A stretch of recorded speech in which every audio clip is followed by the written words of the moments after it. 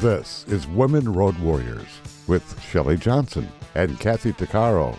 From the corporate office to the cab of a truck, they're here to inspire and empower women in all professions. So gear down, sit back, and enjoy.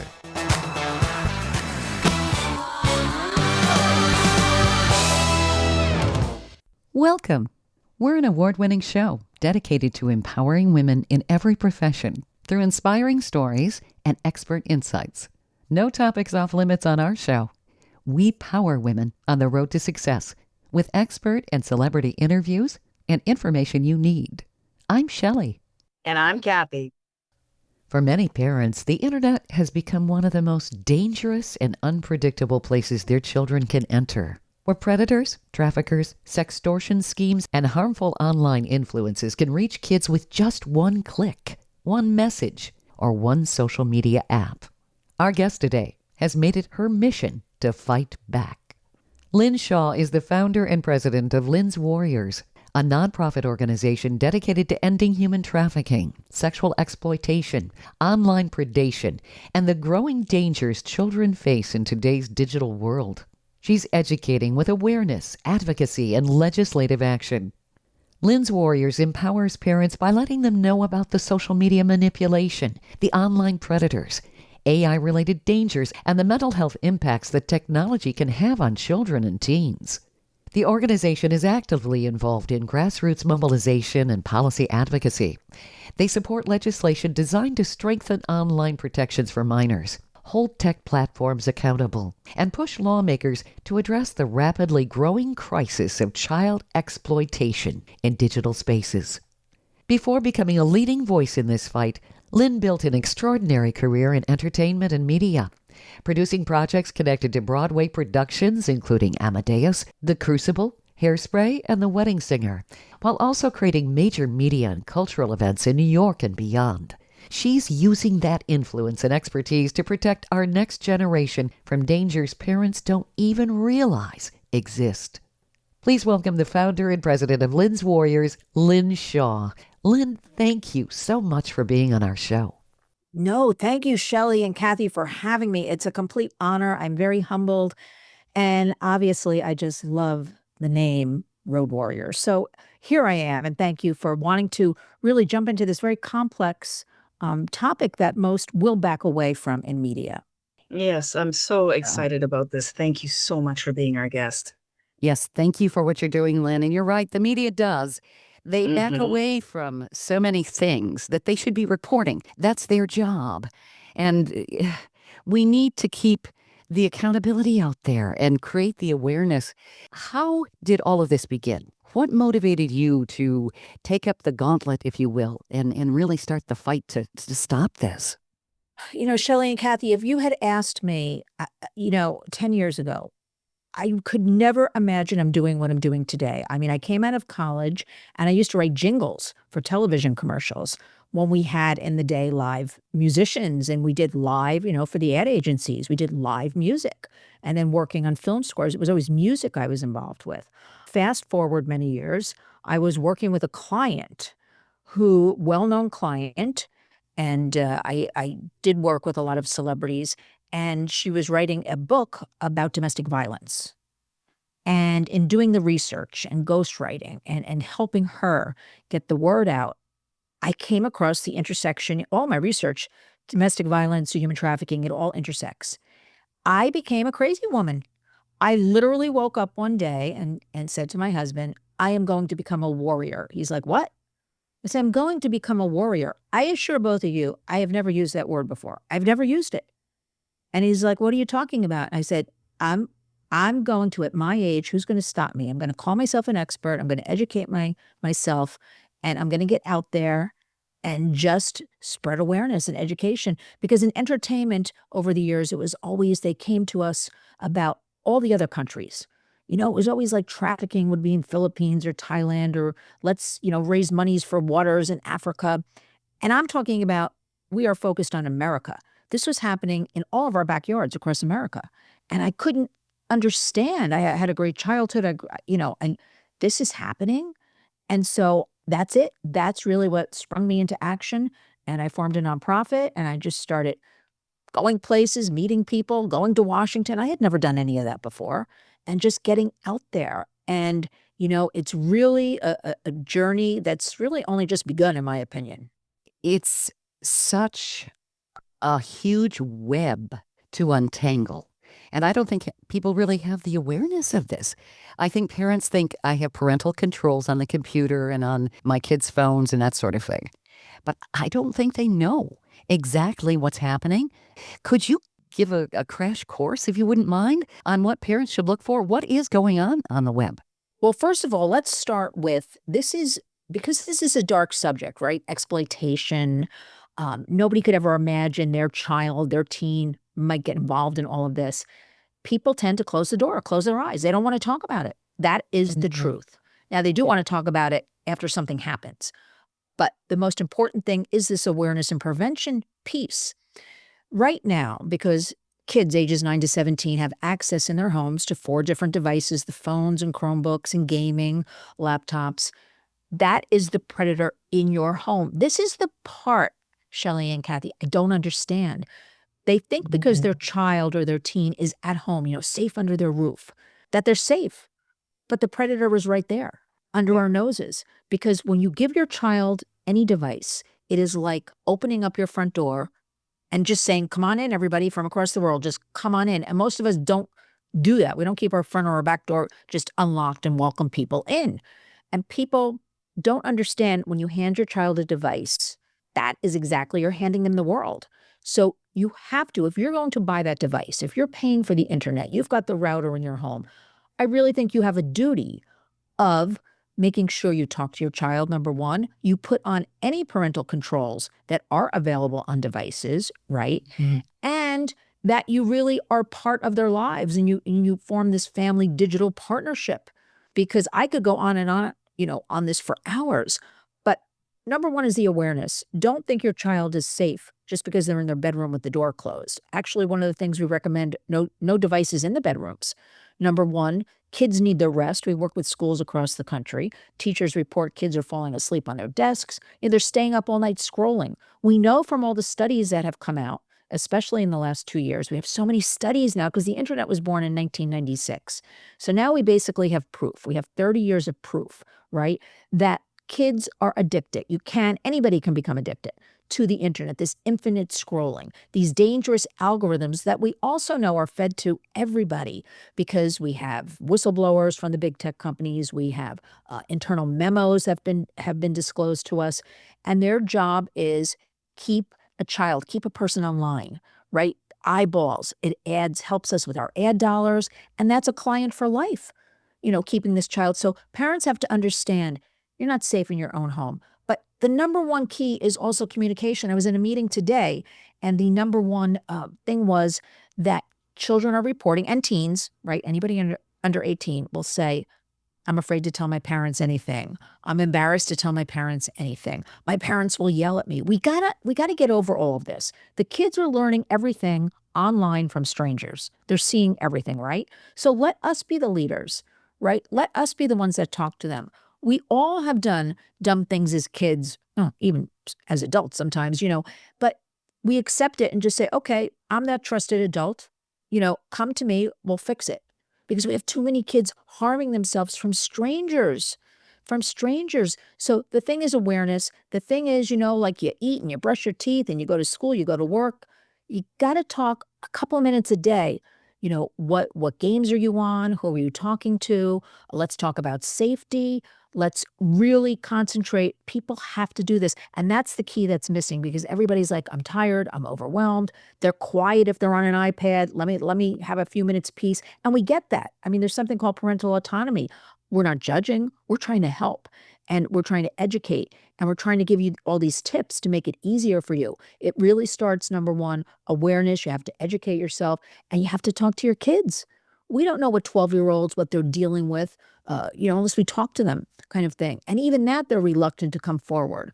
Kids are savvy. Kids are smart. They can get around safety controls. You may do everything perfectly in your home, but your child, as far as devices, because we deal with a lot of parents, And what happens, your child goes to a friend's house and that other child shows them something anyway. So it's this overall environment for all of us that we have to keep talking about it. We have to keep raising awareness, and we have to hold those who cause harm accountable. That is another piece that's missing. Absolutely.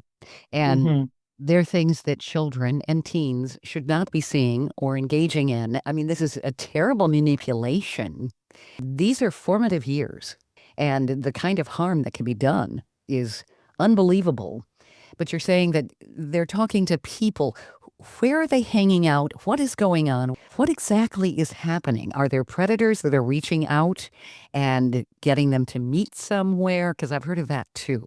It seems like a myriad of terrible possibilities that can really, it's devastating for our kids. Yeah, well, we know we have a very well-documented youth mental health crisis. We've had FBI warnings about all of this. We've also just recently, HHS, Health and Human Services, put out a report about screen times and addictions. This was just, I think it was last week. Kids are online too much. We know children are spending up to 9 hours a day online. Wow. What's happening is up to, and I'm always like, well, how do they go to school, sleep, eat? How do they do anything? And then there's 9 hours. It's like, so that goes into that addiction. They're scrolling all night, right? And and it's just out of control. So if a parent saw something like that, or a caregiver, my child is constantly scrolling online. And what we're actually teaching now, okay, in your homes, everybody put down devices for 15 minutes a day, and then build up to 30 minutes. It sounds very elementary, but this is what we're teaching. We live in a digital world. It is not going away. And we're sitting on AI. That's a whole nother conversation. It's here. We are at the Warriors pro-innovation, pro-technology. We work with great ethical technologists. We want the technology to work for us, for our children, to engage, empower, and educate them. We don't want to have our kids working for the technology, which is the way it is right now. Right now, kids are spending all their time on YouTube, Snap, and TikTok. Countless hours. What happens? Okay, wherever the kids are, so are the predators. It's that easy, wherever the kids are. In my day, it used to be, stranger danger. The remember the game rooms in like malls? They would have the, Yeah. Yeah. Right? It was always, those were the sites where, because we didn't have the internet, these predators would go and offer some kids, quarters for games and things like that. But now the internet, everybody has a phone basically, or a device. So what they're doing now is basically getting the kids sliding into the DMs, the direct messages, okay? And we know that the studies vary, but I'm going to go with 1 in 4 18 and under are approached sexually online, okay? Oh my God. Now, wow, asking for an image, sexual dialogue. We work with law enforcement. We work with the DEA. I have seen it all. It's unbelievable. But what happens, so that's 1 in 4. This is about 25%. Whatever we think we know, it's always higher, right? Because this is kind of hidden in darkness, a lot of this stuff with the trafficking, exploitation. And we know the 1 in 4, so 25%, right? 42% of them will go out, attempt to meet that stranger in public. So where's our stranger danger? Wow. Like that stayed for decades, stranger danger, right? Like where's our new stranger danger of making our children understand this is going on? You can't go out and meet a stranger. Look at the cases in the headlines in the last couple of years. If you dig around far enough, usually they don't even list it, but I dig around in different things.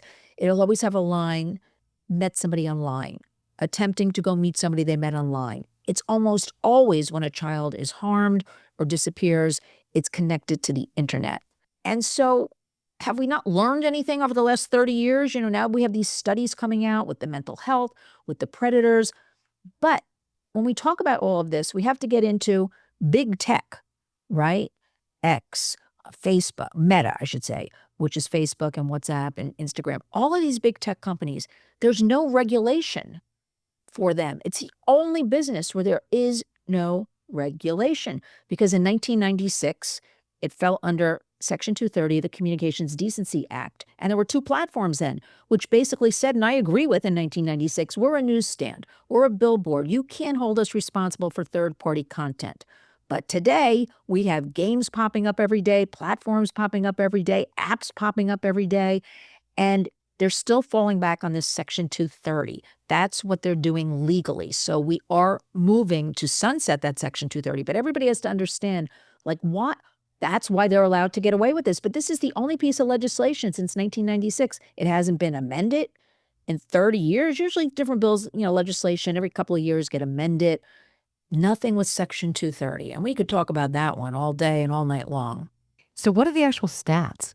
How many children and teens have been abducted, have been hurt by these things? I'm sure that there are many, many, many cases, and you would think that lawmakers would be looking at that.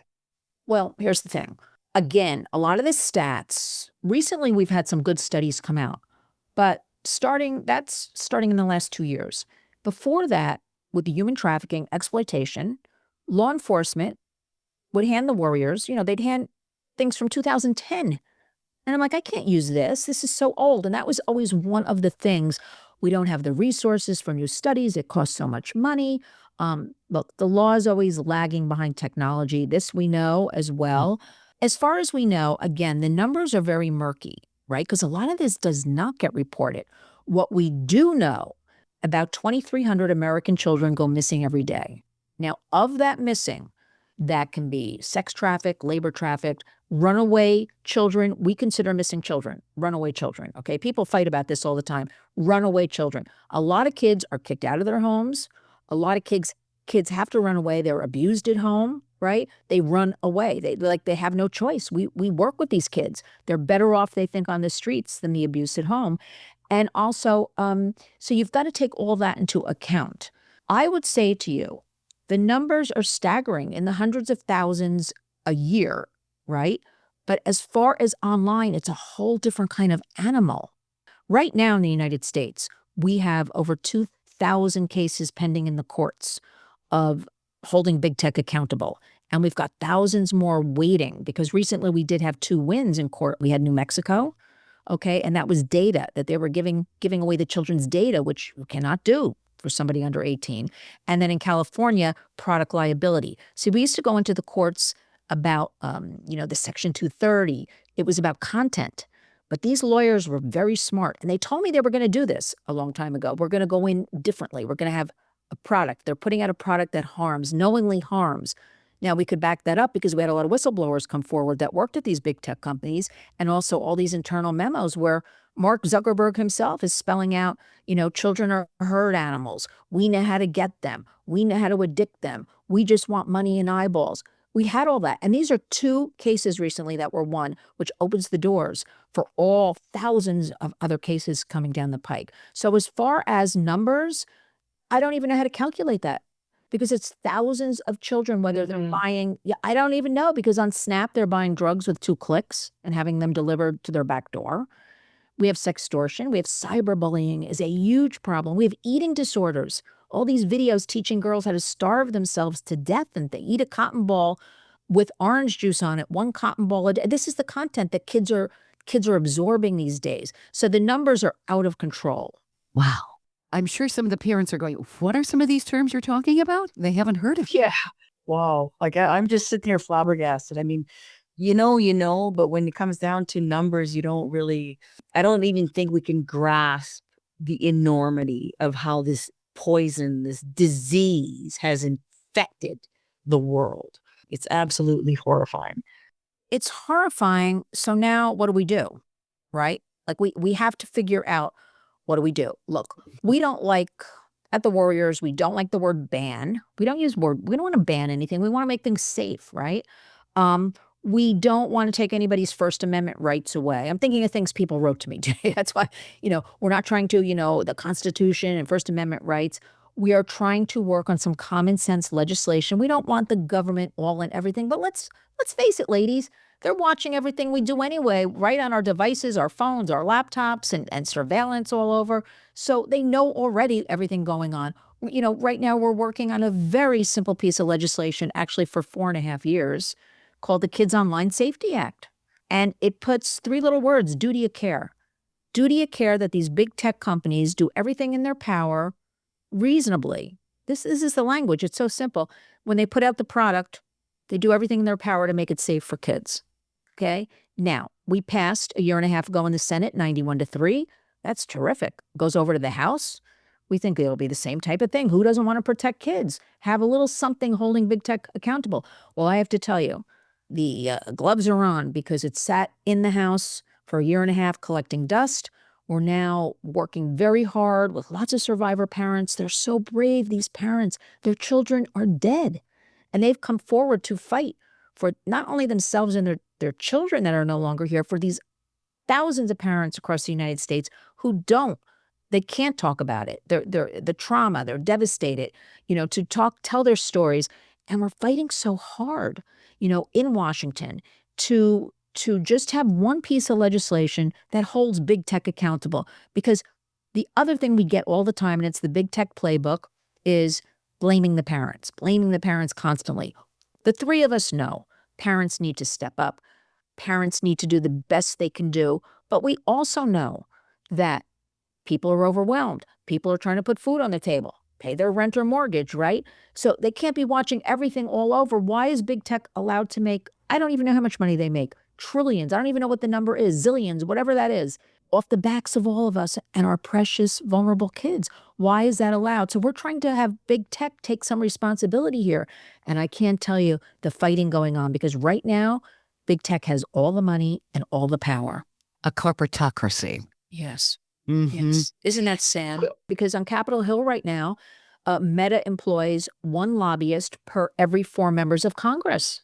And they are constantly 5 days a week in the ears of legislative aides, the Senate. And when people go to vote and things like that, they're so busy and all that. It's like the last thing they heard. So if somebody in your ear all the time, right, twisting words, whatever, they're just going to go vote in favor of big tech.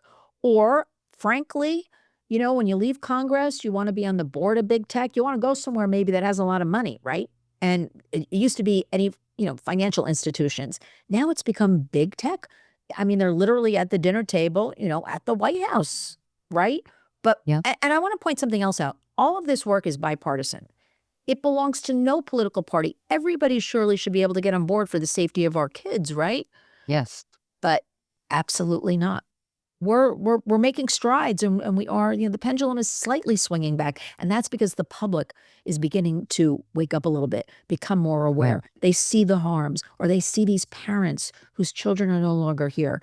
They're hearing about the Kids Online Safety Act and other things. And by the way, the states have done terrific work for child safety, much better than the federal government. Stay tuned for more of Women Road Warriors coming up. Dean Michael, the tax doctor here. I have one question for you. Do you want to stop worrying about the IRS? If the answer is yes, then look no further. I've been around for years. I've helped countless people across the country, and my success rate speaks for itself. So now you know where to find good, honest help with your tax problems. What are you waiting for?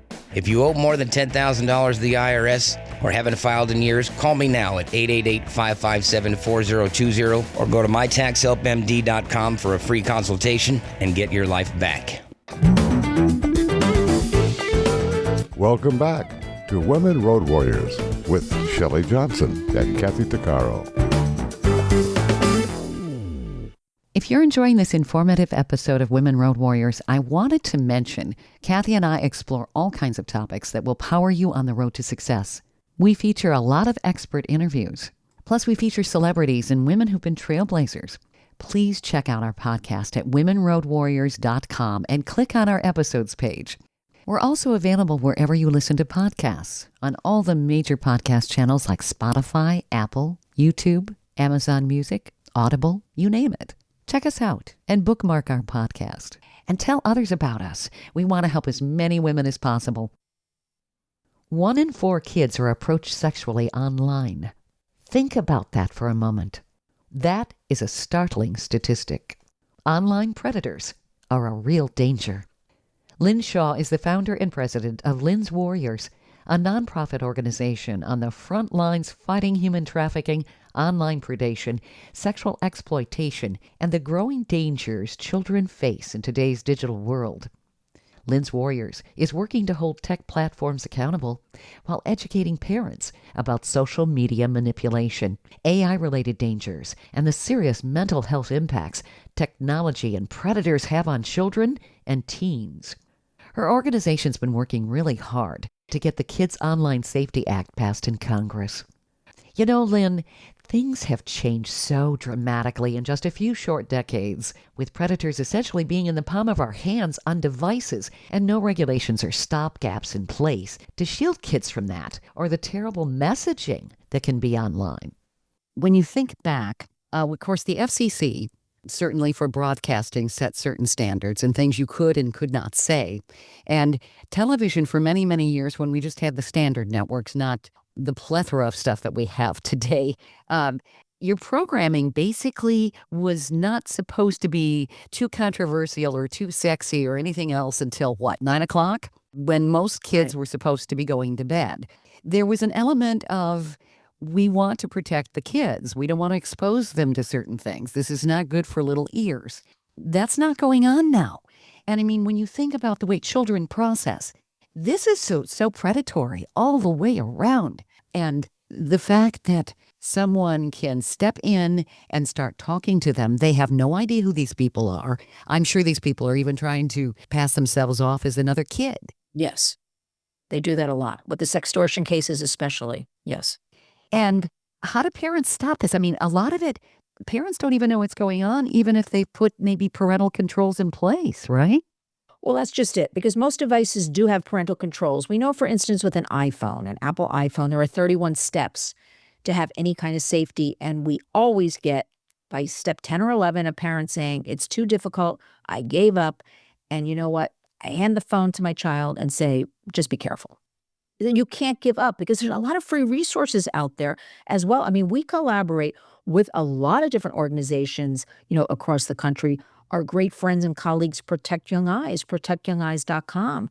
Our friend Chris McKenna, he will personally walk you through every step of every device, and help you do this. I mean, this is all free, and people need to know there are resources out there that will help you. But again, we live in this society. Everything's quick. Everything's next. Everything's, time.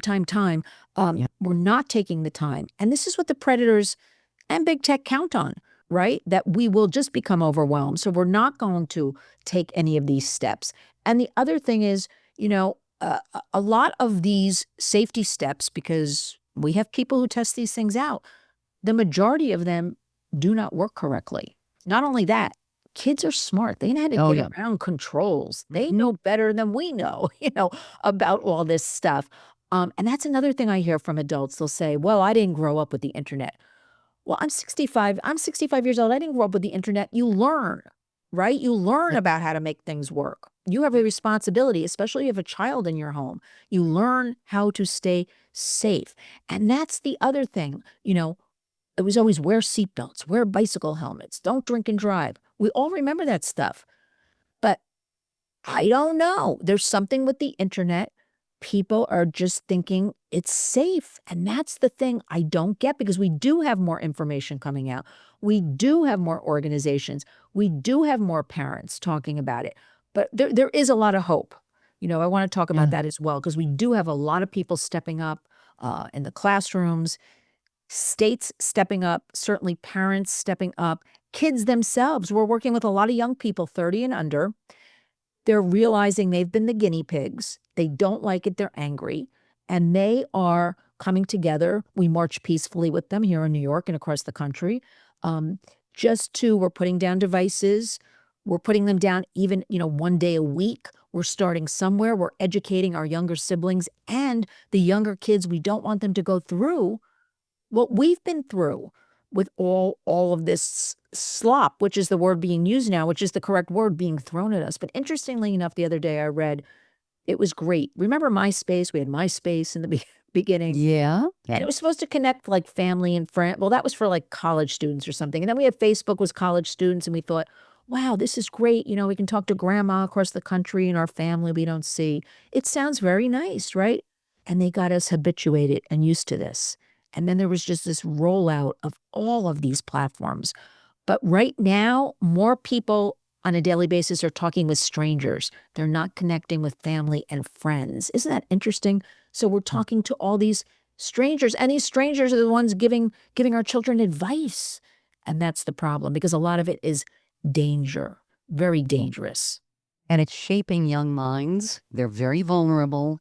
And it's so easy for them to do that, say that, teenagers get mad at their parents, so they go and get on the internet and talk to a stranger who understands. And you can just see the setup.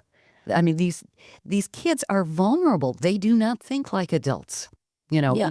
They don't have the life experience. I mean, it's just awful. No, I mean, developmentally, I mean, their brains, are the front lobe. I mean, they're not. They're easily manipulated. They're easily, excitable. They're easily manipulated completely. I watch Dateline a lot. And, oh my goodness! oh my God, some of Can you believe it? these things that happen to these kids, and you're right. I mean, the kids react. They're fighting with the teenagers are fighting with their parents, and then somebody will lure them online, and you know what? They're going to sneak out the window and try and be rebellious, and then next thing you know, they just never come home. Right? Yeah. That's just a small instance. But no, but you're correct. And with that, remember, we live in a society now. Everybody, and this goes for adults, right? We're supposed to lead by example, mentor, right? But, when you have women my age dancing in bikinis or something, and the kids see this, like, how can we tell them, don't put those provocative, don't go on OnlyFans or something. But it's nobody's fault, because the kids grew up, I'm going to say 30 and under, I like to stick with that, right? They grew up in putting your feelings online, putting everything, your food online, what you're wearing online, all of this stuff. And that's where the predators come in, pick up, they'll tell, a 12-year-old girl, you're so beautiful, right? Who doesn't want to hear that? And they manipulate them right away. This is all, we used to say the manipulations happen within 48 hours. We're saying now they happen within hours, okay? Our kids are so depleted. We really learned a lot during that COVID period. That's where, when kids were home with their government-issued Chromebooks, and all of a sudden mom's checking on homework, she goes in the kitchen to check on dinner, comes back, and her 10-year-old's watching pornography. They issued over 1 million Chromebooks to children across the United States. They never even put on any safety features. So that's where a lot of parents started saying, what's going on here? Or little Susie was watching Strawberry Shortcake, and the next thing, it's a pornographic Strawberry Shortcake. Like, that's where a lot of the waking up started happening with all of this. I will say that's the only good thing that, for me, that came out of that period, is people were beginning to push back, wake up, seek answers, want to get involved. And that wasn't that long ago, right? Mm-hmm. So, but we can't blame kids. They grew up in this environment. For instance, I'm going to pick on Netflix. I'm not going to pick on them. This is a fact. Netflix. We just completed a study, and of their content for children, okay, 40 deemed for children. This is how they have it rated. And streaming is a whole different animal, right? Than what we had with broadcast TV and all that. Streaming, 42% of Netflix content for children has sexual themes and words and innuendo in it. 42%. So our kids are growing up in this kind of sexualized, right? The music, the streaming, the entertainment, just society. Look how it is. Again, fueled, I believe, by the internet. And why does it have to be sexualized? What's the objective there? Okay, Shelley, come on now. Because very crassly, the answer is money. All of this, the answer, it's a horrible answer that I'm forced to say. The truth is, big tech getting away with what they're getting away with is because there's so much money involved. Netflix, so much money involved, right? So many people also complicit, right? Yeah. About all of this. These are the things in media. That's why I'm so thankful that both of you are having me. We can discuss this. And, because media, what do they want to talk about? Jeffrey Epstein, P. Diddy. That's what they focus on. And they tell me, because we get clicks and likes and all that, and it's content driven. All right. But shouldn't we have this duty to talk about this and put out some warning signs? And if we just have a few parents listening to this, or grandmas or grandpas who say, you know what? I'm going to check with my grandchild, or I'm going to check with like we've done our duty. If we can affect change in one person, one child, one family a day, We have done it because it is too overwhelming. We're talking right now about the United States. We're not even talking globally about what is going on. And why is this allowed? A person can buy another person. A person can manipulate another person. Our beautiful children. And everybody's forgetting these are our future American adults and leaders. Where are we going to be, Shelley and Kathy, in 5 and 10 years? Not in a good place at all. Nope. Unless there's some meaningful change, right? Yes. That comes about. Now, there is tremendous pushback. The states are fighting. We put out a letter from 44 attorneys general saying that what's going on right now with child legislation is no good. It's missing the mark because they took our Kids Online Safety Act. They lumped it in with all these other bills, right, to make this one big package. And they took out those 3 important words, duty of care. So basically, I'm like, well, our Kids Online Safety Act, with what the House did to it, is a piece of toilet paper. That's the only way to describe it. It's meaningless. Yet you will have Congress then say, look what we did. We're fighting for families. We're fighting for our children. It's useless. It's a piece of nothing. So for 44 states, the AGs to come out, that is tremendous progress. I think that is tremendous. And you know what? They want to do preemption. So preemption is all of these great state laws with AI now, with holding big tech accountable. The federal government wants to come in now and wipe all that away and have one federal standard. And both of you can guess that federal standard. Who do you think that benefits? Big tech? Big tech. Big tech is writing the playbook right now. But there's going to be tremendous fighting back. These AGs will be suing. Okay, so this is actually good news. It's sad we have to talk about all this and have fights and, it's children's safety, right? But then the other good news in Lower Marion County, which is in Pennsylvania, their governor, Josh Shapiro, he announced, we're going to get back to textbooks. We're going to take the Chromebooks out of the classrooms. We're going to get back to pencil and paper. Good. And, who started, this is so tremendous, right? And the other thing is parents started this across the country. They were calling it pencil to paper. Now, I think the media should be covering this. Parents alone said, here's a myth. Parents think because their child was issued a Chromebook, right, an iPad in their classroom, they will tell you, the school, a lot of them, we're doing all our lessons online. That's the way it is. Okay, that is a myth. You have the right to say, no, I'm opting out. They'll fight you on it, some schools. We're opting out. We want a textbook. And we want a package of papers with our weekly assignments.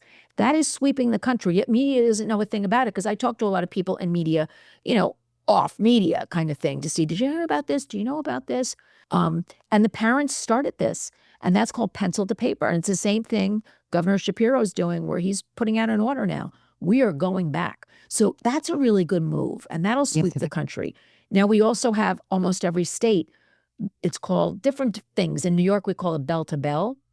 Phones out of the classrooms during the day. The students are in the classrooms, meaning you check your phone in the morning, you get it when you pick it up, after school.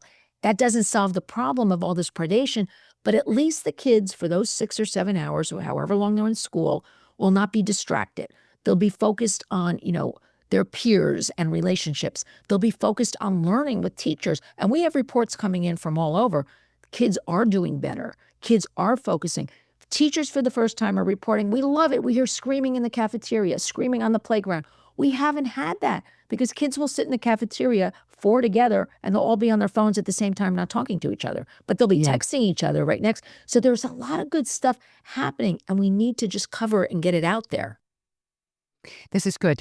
Having them get away from the gadgets and the devices. I've talked to experts on memory, and essentially, if you are engaging your body, like the book, the pencil to paper, you're going to learn better. Of course.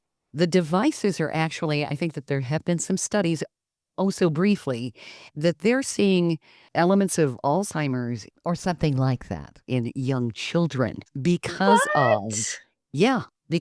the being on these devices. And they're being trained to look at things in 15-second increments. So their long-term concentration is being severely compromised. I mean, all the way around, it's not the way our brain is designed to work. And then when you add in the predation and the dangers, that's like putting your kid and parking the child in the middle of a freeway. And they used to call the internet the information highway. Well, it carries some of the same dangers. I mean, you just wouldn't do that. But isn't it incredible? It sounds so good, right? The internet, and it is good, right? There's a lot of great AI. We hear about medical, for medical reasons and things like that. Yeah. But now it's so dangerous because we look what's happened in the last 30 years. And now we're in this new realm of AI. But that's just the thing. Kids, again, it goes back to that COVID period where kids were forced to be at home, right? They weren't around their friends, couldn't go out anywhere. They were on the devices. That's where we really saw all this increase, that isolation. And then that isolation continued when we sort of got back to normal. Okay. Yeah. And it just continued on. The predators take advantage, big tech takes advantage. And now we're trying to break that. It is happening though, slowly. I have a lot of faith in young people. We always hear about the kids that are doing these horrible things, right?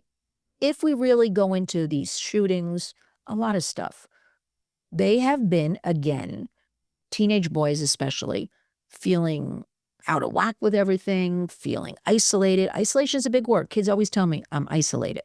I feel isolated, right? Despite having all these devices, they feel isolated. So these boys are finding solace in joining these different groups online that are basically terror groups, and they're basically then going out and shooting people. I mean, that's the research when you look into it. Does media cover all that? No, they don't. So we have these kind of terrorist groups, for almost a lot of them, the fun of it, manipulating our children because they can. Isn't that a sad answer? Because they Oh, can. man. Yes. And I'm like, that's a bad answer and they're allowed. So why aren't we? Wow. But people fight. They're like, well, parents should watch their kids. Well, we need our First Amendment rights. We need our freedoms. It is horrific. It is horrific what's going on, and it has to be stopped in a certain degree. Again, we're not trying to shut down anything. We're trying to protect our children and help our families. Right. So parents have to really wake up. This is a call to action. It's no longer like you're waiting for something. Something will happen to your child.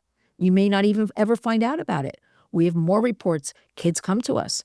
They don't dare tell their parents what has happened. So we have to teach also kids the steps to take if, especially teenage boys with this sextortion, because we work with parents whose sons have killed themselves because they're too embarrassed to go to their parent and say, I exchanged a nude image and now I didn't have $50 to send to the stranger in Nigeria. I'd rather kill myself. Now think about that. That goes into mental health. That goes into a lot of things. And the parents always say to me, if I had known, I would have just said, okay. Who likes all of this stuff? Nobody does. But we cannot react, so we're scaring our children not to come to us. And that's a lesson. I used to think I have to go out and teach the children all the time. You know what? I have to teach the parents more than the children because they have to understand really what's going on, the parents. Sure. Because I think that denial is probably something that is a huge defense that they have. They don't want to hear it. They want to deny it. My kid wouldn't be doing that. They don't want to comprehend this. And you turn a blind eye, but you can't. And especially when you have a teenager. My mother used to say a child is either too young to be left alone or too old to be left alone. Because when they're teenagers, they're going to find ways to do things. And they're going to try to get over on parents and everything else. It's just the nature of the game when they're trying to be more independent. But the territory they're delving into is very dangerous. And you're teaching parents what to look for. And this is a very important thing. Do you have maybe a few warning signs parents can look for and where they can reach out to you to learn how to protect their kids? Well, certainly. Always follow us, lynswarriors.org. We also have our YouTube channel. We put out information on everything's named Lynn's Warriors. I you know why? Because I want everybody to be a warrior in their own home and community. That's what I really want. You have to be your own best advocate, right? I'm not asking everybody to go march in Washington or your state capital, but I am asking you to do it in your own home, to do it in your own community. Spread the word, whether it's your friends, family members. Everybody is associated to a child, even if you don't have a child. You have a sibling who has a child. You have a friend who has a child. And I don't mean hit people over the head, although I'm at a point where I think we do because of this is a crisis, what's going on. This is a true crisis, what's happening with our kids. So what you really have to do is take a few minutes a day. Go to lynswarriors.org, read online about things. But we have all of our resources on the website. But also, again, I go back like a broken record. You really have to talk to your children. And here's what they report to me, Shelley and Kathy. They're like, my parents don't have time for me, or my parents tell me, like, I'm busy online themselves. Kids are looking for us to really give them a little structure, give them the attention so they feel cared for. These are kids even coming. I used to say the predators go for all the vulnerable kids, and they certainly do, right? Mm-hmm. But we have parents who have done everything correctly, teaching about safety online, great relationships with their kids, good families, right? Their kids are still dead because they took a challenge on TikTok and did subway surfing, okay? Which is riding, we have this going on in New York right now. It always was happening, subway surfing, but not like this, where kids get on top of trains, subway trains, and they have a friend with them and they film it so they can put it on TikTok, and they're falling off the trains. And this is what kids are doing, all because they want to be seen, be heard. So we have to really talk to our kids, but every day we have to be on top of them. And I mean in a good way. So it's really opening up that relationship with the family, right? And it's really talking. And I even suggest we have to go back to the basics. I kid you not. Again, we put down the devices a few minutes a day. We spend the time together. And whether that's having a family lunch or dinner, whether that's walking the dog together, this is what we have to teach right now. It's sort of unbelievable, but we have to. This is what young people are missing. Go out in the backyard or wherever you have a park if you live in a city.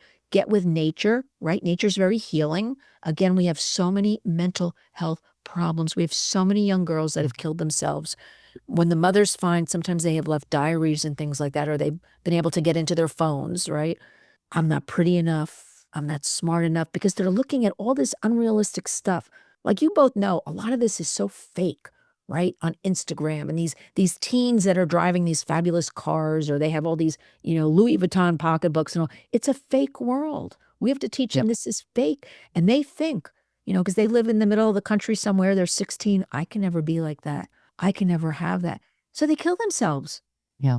This is who are we going to hold responsible for all of this? And I'm again talking about some really great parents who have done everything correctly. So the pointers are, if your child all of a sudden, now teenagers are moody, right?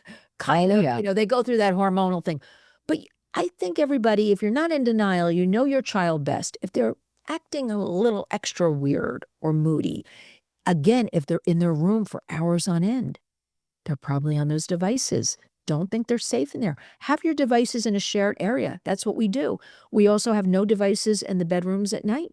No, they're all put away. And that includes the parents have to lead by example. So whether you put all the devices in the parents' bedroom, you put them away. The child also needs to sleep well, right? Things happen at night. Again, this infinite scrolling, it's just dangerous. So devices, no devices in the bedrooms. If your child also all of a sudden had a couple of friends, they don't seem to have friends anymore. They're just acting different. It's worth that conversation of opening it up and talking about it, seeking help. There's nothing wrong with seeking help, appropriate help. There's nothing wrong with the grades drop in school all of a sudden. That is always a sure sign of something, but you have to, again, the schools are also overwhelmed. You have to go in there into the schools. You have to be that parent advocate. You also have to be the one that go in there and say, we have this problem now with all of this AI being unleashed into the schools, and the parents are not being a part of it. The teachers are not being educated in it, okay? Go in and say respectfully, how are you handling AI? What is the plan? Get a couple other parents to go with you. Try to team up, right? You can even have one or two other parents. Try to, in your community, get a few parents together. Talk about it. Again, this is a crisis. We have to do the work ourselves. It's no longer you send your child to school, you think your child's safe, or you think the government's going to, because these platforms are, part of the government. They are working against us. We have to go out there, call them out appropriately with facts, right? And take action. This is just part of our daily lives. So everybody's got to get with it. Everybody's got to understand, again, if you buy a device, it's in your home, you have a responsibility for safety as much as you can. And you have to seek out a lot of these free resources, which we list on our resource page on lynswarriors.org. But again, talking about it like we're doing right now, it starts there. talking about it. It's okay. Everybody's going through this. A lot of people think if I talk about it, it'll open up the can of worms. Then my child will look for pornography. Well, I'm here to say the pornography, the kids are being deluged with it. They're not even looking for it. I had a little girl looking for Apple. She was doing a report on an Apple. By the third click, it was pornographic. She wasn't looking for it. The kids are being fed these algorithms because, again, that helps with the addiction. It helps with advertiser dollars. This is the way of the world. None of us like it, but what are we going to do about it?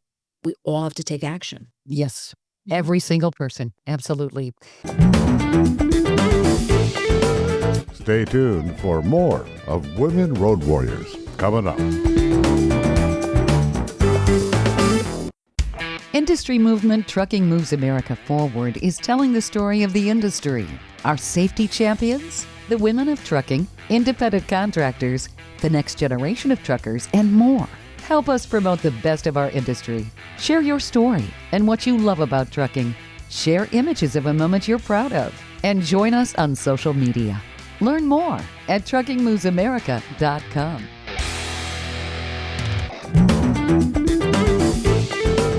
Welcome back to Women Road Warriors with Shelley Johnson and Kathy Tuccaro. The majority of the safety steps we use to protect our children from online predators don't work correctly. That's what the experts are saying. Parents need to educate themselves and fight back. They have to realize the internet is not safe for kids, and more kids than you realize are talking to strangers and getting advice and being exploited online. Experts say kids can be manipulated within hours. Gone is the concept of stranger danger, and we need to bring that back. But there's hope. Lynn's Warriors is an organization that is stepping up to fight back. Lynn Shaw's organization works to hold tech platforms accountable and educate parents about the threats that are out there. She and her nonprofit are doing amazing work empowering people and future generations. Lynn, you have so much information and so many resources for both parents and the children. It's really empowering. And people can reach out to your organization. You have warrior workshops too. Am I correct? We do. We tailor them for, sometimes we go into places of worship. Sometimes we go into libraries. It's a community thing, community centers. Lots of schools we go into. I tend not to put, I feel like that's private. First of all, I won't post pictures of children ever online, right? That's another mistake. We know everybody's proud of their children and their grandchildren. I'm here to say, there have been cases where somebody says, I want a 6-year-old boy with blonde hair. And because you've posted pictures online of your son or grandson, they will go. They will find out. Remember, they know how to hack anything and find out locations and things like that. They will find out where you live. They will try to take that child. That is a truth, okay? People have to understand that. Also, did you ever see those graduation signs? I don't know if you've ever, you have those, like, congratulations, 8th grade, Mary. Yeah.